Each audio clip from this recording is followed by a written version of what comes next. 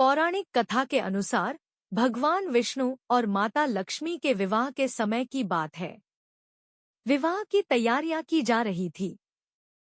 सभी देवी देवताओं, गंधर्वों और ऋषियों मुनियों को विवाह के लिए निमंत्रण दिया जा रहा था, लेकिन गणेश जी को इस विवाह के लिए आमंत्रित नहीं किया गया। विष्णु जी की बारात के समय सभी देवी देवताओं ने देखा कि भगवान गणपति बारात में कहीं दिखाई नहीं दे रहे हैं। सबने जानना चाहा कि गणपति को विवाह का बुलावा नहीं दिया गया है या वो अपनी मर्जी से विवाह में नहीं आए हैं।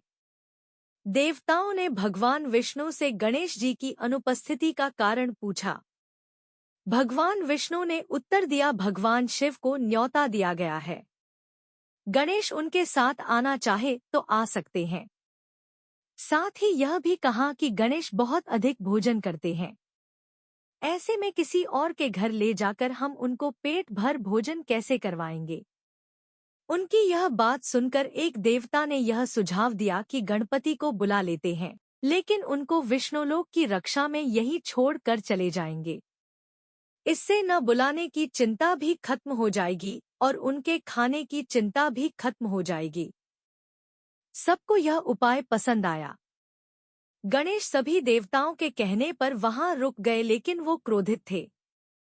तभी देवऋषि नारद वहां आए और उनसे बारात में न चलने का कारण पूछा। गणेश ने कारण बताया। साथ ही यह भी बताया कि वो भगवान विष्णु से गुस्सा है।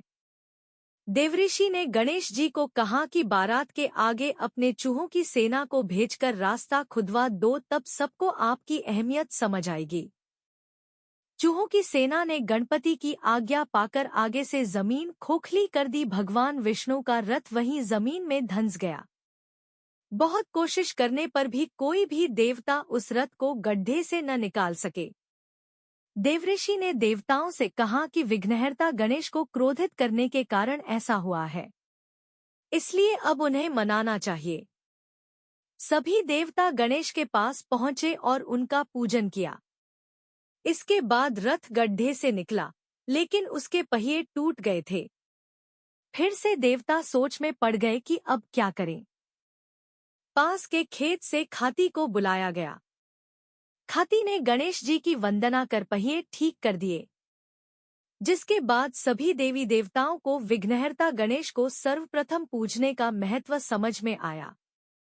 उसके बाद विवाह विघ्नों के बिना संपूर्ण हुआ था।